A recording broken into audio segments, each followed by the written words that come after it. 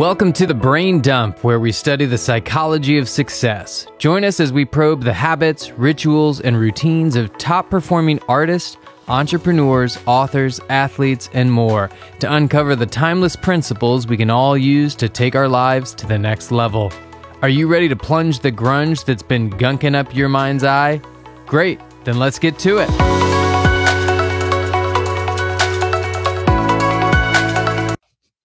Guys, welcome back to the Brain Dump. You know, we talk about the psychology of success. We talk about mindset. We talk about all those things. I got my partner here today. Anthony, how you doing, my man? I am fantabulous.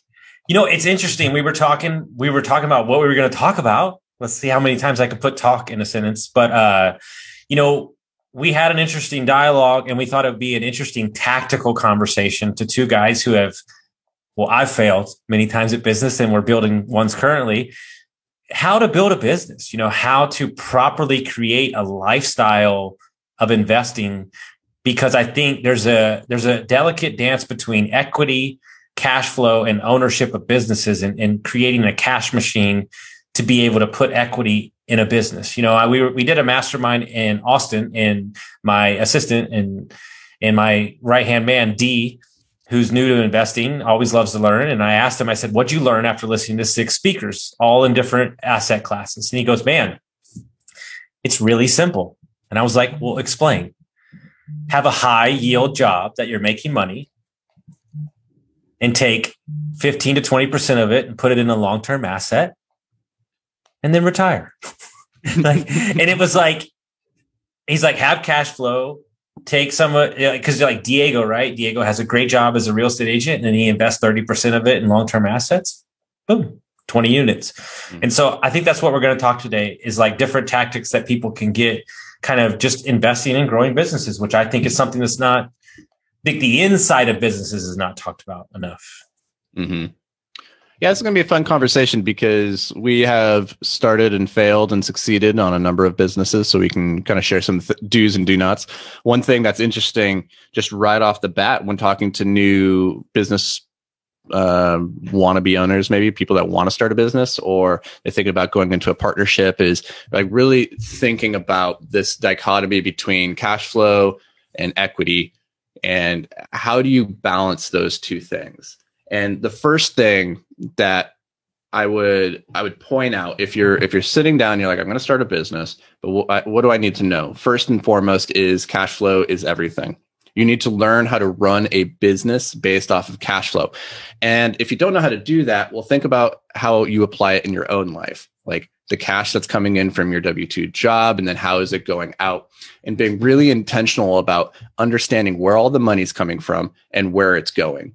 And in the same way with your personal finance, you give each dollar a job, and then that dollar goes and does that thing. Like this dollar, its job is to buy me groceries, and this dollar, its job is to be an investment. If you run your business with that same diligence towards the cash flow that's coming in, you're going to minimize the expenses and expense creep, which is the most important thing in any business, especially in the early years, is controlling the expenses. The best lesson I ever learned in business is that a dollar earned is worth less than a dollar saved. The dollar earned in a business is always on a margin, and you might be running a fat margin like 50%. So for every dollar of revenue that comes in, you only get to keep 50 cents of that. But if you can keep those expenses low, then that dollar that you save is entirely going to the bottom line.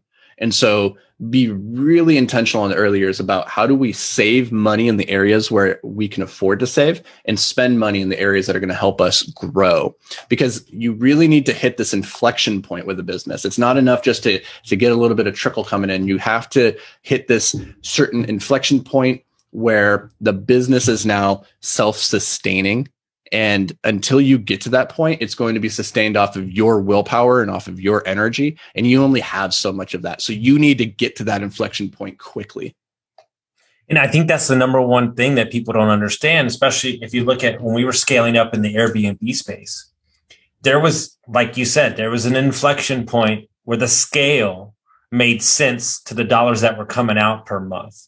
And what I mean by that is, let's say at 15 Airbnbs that we were managing, we were eating so much cost for the software, for the logistics and everything we needed, that we needed to get to a number like 30, 32, that everything, every monthly fee got parsed down at scale where we made so much more profit margin. And I think the scariest thing to me, as I'm a coach and I have friends who either work for businesses or own multiple businesses around there, and stuff I learned from my mentor, is the alarming fact of people don't understand there's a really simple reason, or there's a really simple way to understand if your business is good or not. And it's the most elementary thing that nobody understands.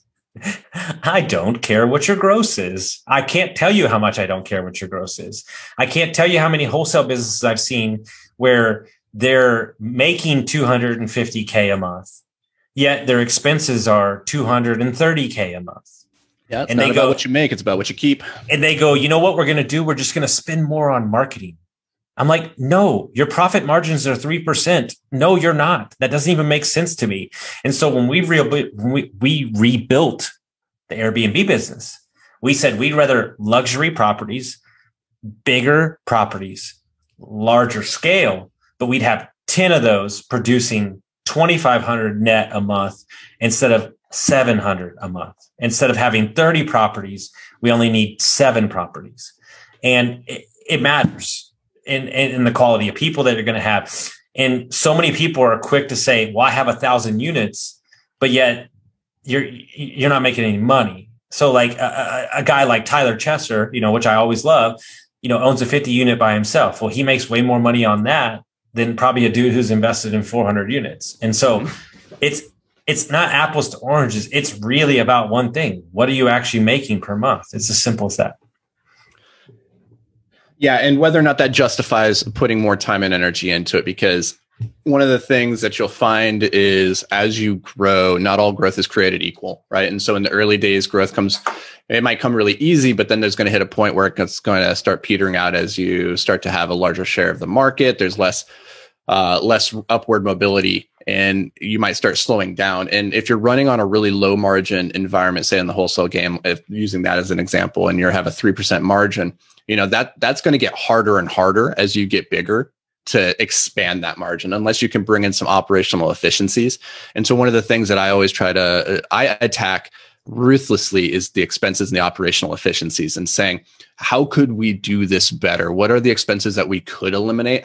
And this is one of the things that Elon Musk does really well. And I'm not putting myself in the same category as Elon by any means, but what he does is he thinks about starting from first principles and saying, okay, how do we cut the cost of sending a spaceship into space? Okay, well, what if we controlled the smelting process for the materials all the way from iron ore all the way to the end user experience of sending it up to space? If we cut out all that middleman manufacturing, then we can control that cost, right? Or the same with the batteries. If I go and buy the raw materials, the nickel, the whatever other materials that you need to build a battery, I don't actually know what you need. Then you can just build your own batteries. And that's what he did. He realized, hey, I can create the gigafactories. I can produce more batteries. I can flood the market with this for way cheaper than anybody could produce it for me. And so that's one of I come from a manufacturing. That's one thing that I really like, is controlling every aspect of the process that would downstream lead to operational efficiencies. A lot of times, there's this tendency in the early days of a business to outsource to like a third party company who specializes in a thing, but then you become beholden to them, and you're never able to wean yourself off, because as you grow, you become more dependent on them. And so, especially in the early years, I like to think about, okay, what are all the capabilities that we could keep in house and control? Because when you control it, you can minimize the expenses much easier than when it's somebody else who their prices are going to rise over the years, or the quality of service they're going to give you is less. And that's one of the ways that we really distinguish ourselves in the manufacturing space. Was everybody else was outsourcing to other companies that were doing what we were doing, but not within our sphere. We're the only ones that were producing in-house and delivering straight to consumer. And then what ended up happening was all these other companies, suddenly they start coming to us and say, hey, will you produce for us too? And we're like, okay, so now our competitors are coming to us to make their products for them. And it's like, how are you ever going to compete with us? Because we're also in the same building producing our own stuff at a lower margin. So it's like, think about that when you're starting your business, is like, which parts of the production stream can you control and keep in-house? Well, yeah, I mean, I interviewed, there's so many things there, but Neil Walgreen, who owns a VC fund out of San Francisco in the industrial space, said, Austin, the number one thing that you want to do is be as far away from the show as possible and then control the mechanism from there. And what he means is like, guys, there's one word that I live by, and it's what I've dreamed of my whole life, and it's happening as we speak right now. I want to vertically integrate my entire company. Like what ancillary benefits off of my business can I control? And if I control the production flow, if I can control how it's made, then two things are happening. One, I'm only keeping up with myself and I'm not beholden on somebody shipping me something. The second thing is just like you said, the reason that we're building the manufacturing out space and the new construction space that we're doing is because how are you going to compete with us when we're building our own houses and we're cutting out the middleman? Mm-hmm. And then what's going to happen is all these big guys are going to come to us, and we're not only going to be building our own homes, we're going to be servicing their homes. And so now we become, the birther of their homes. And that's where the money's at. But here's what they don't tell you. That's not the sexy part. That's not the one that gets the Instagrams. That's not the one that gets the newspaper clippings, because they get to build and they get to sell, which is a pretty product. But as I've gone on in my life, and as I've studied behavioral investing and everything, I've realized that my need to be out front and have the ego of it is what's held me back from making the true money. My need in my 20s to get the accolades, to get the credit. Like, maybe I'm off base with this quote. I swear I think I'm wrong, but it was like the amount of money that you'll make in your lifetime is in correlation to how much credit you feel like you deserve. Because at the end of the day, I think in your 20s, like, I want to be the star agent and I want to do that. But here's what you don't understand. By doing that, it controls your life. Like, you got to be on the show. Like, podcasts are great, but we still have to show up and do it. Right. And so, like, I live my life of wanting to disappear when I want to. And, we build these businesses. I build businesses from day one, starting now. How do I fire myself? In 2 years, we don't expect to be working in this business day to day. Like, we want to be on the board. And I think people they need the credit too much, or they want the show. I don't want to be near the show anymore. That quote there's a quote from Reagan, which reminds me of what you just said. And his quote was, "You can accomplish anything if you don't care who gets credit." And it's absolutely true when it comes to building a business. You can accomplish anything if you don't care who gets business. And I want to point out one of the lessons of success in business and wealthy individuals is that it's not about what you own. It's about what you control. I don't need to own that Lamborghini if I control the Lamborghini, or if I don't need to own the plane, if I can control the plane. And so let's bring this down to business level. I don't need to own the market or my competitors if I control my competitors. And my competitors are controlled by me if they're coming and they're reliant on me and I'm not reliant on them. And that's always been one of our fundamental tenets, is how do we put ourselves into a position where we are the linchpin for the rest of the industry. And now we're indispensable. But here's the thing. It's all one thing to say that. It's another thing to go and actually implement and do that. And the reason that people don't do it is because it's very, very difficult. There's a difference between, there's two types of problems. You have technical problems and you have adaptive problems. Technical problems are the types of problems that we already have solutions for. And you just need to go and Google it. You get the answer, you find the specialist, the person who knows how to do the thing, they come in and they do it. Adaptive problems are problems that there is no known solution for yet. And so you need to be creative and generate that. And so when you're doing this, when you're trying to build a business, you need to recognize the difference between what are the technical problems and what are the adaptive problems. You need to outsource and find and put people into place to solve the technical ones, because that can be hired out. And you need to spend all your time on the adaptive problems, because those are the things that nobody's yet figured out how to solve. And that's where all of your time is going to be spent. So in the early years of building a business, if you find yourself doing things like I'm building the website or I'm doing the social media, that's a bad use of your time. That's outsourceable because it's a technical problem. Instead, figure out, okay, how do we get our supply chain on lock from China on this timeline to arrive at this point? And how do we get our quality control so that we could be sure this product is going out to the customers at the highest level of specification. Like that's an adaptive problem. It's depending on what industry you're coming from, and it's going to be different every time. But that's what the joy of entrepreneurship really is in a lot of ways. Now we're talking about a very different, like a very particular type of business, and there's all sorts of businesses. You could have your personal brand, you could have your coaching, you could have your consulting, like.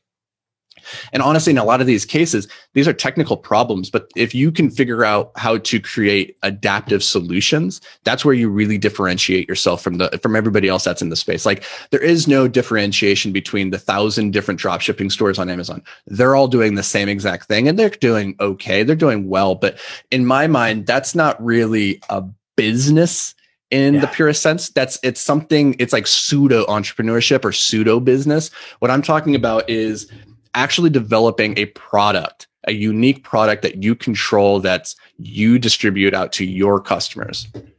Well, I'm in the market of wealth. They're in the market of cash. Mm-hmm. And that's the way I look at it. Like, here's the scary thing. If my ego operated who I was right now, it'd be very hard to build anything, because you see everybody out in the market right now, making $100,000 on wholesales a month and all this stuff. But what they don't see is the amount of equity and the amount of stocks and the amount of ownership of these businesses I have, that in 5, 10, 20 years, when I sell them, it's going to be the windfall, right? And it's going to be a large windfall, because we're creating a product that's going to generate X, and it's going to hold multi, levels. And so I'm okay with that, because I see the vision. But a lot of people can't get there in their mind, because they're too worried about what it looks like in the short term. Mm-hmm. And we need to be very careful that we stick to our vision and don't let other people, because here's what they don't tell you. The universe is coming after you every week, every day, with the next shiny object, the next thing. And at the end of the day, if you truly are a visionary and you truly are somebody that wants to build a business, then build that business, and don't let people cloud your vision of that. Mm-hmm. Yeah. I would say the number one thing that you need to start a business is you need a problem to solve, and you need to solve that problem in a way that nobody else has solved it, or solve it better. And if you don't have that, then you're going to have a really hard time differentiating yourself in the space. And, I think this has been a really good conversation. We should go even deeper on it in a future episode, but to keep this, short and bite size, in the beginning of any business, you need to be working for equity, and you need to be playing that long tail. The longer that you can go without taking money out of your company, the better it's going to be for your company in the long term. The more that you can pour directly back into it and live off the bare bones, the better. And it's the same with, a tech startup where the founders are coming in and they're taking like minimum wage for the first couple of years, because they just need to pour all the rocket fuel back into the engine. That's what you need to do. You need to get to that inflection point that we talked about earlier. And that's going to be different depending on your circumstances, your life, your expenses, and the business that you're trying to operate. But you need to decide, or at least discern, where is that inflection point and how are we going to get to that as quickly as possible? And if you don't have that really plotted out, then you're not ready to fully dive in yet. Couldn't agree more. Guys, if you like this episode, make sure you send it out to your friends, rate us and review us. We'll see you next time. Bye, guys.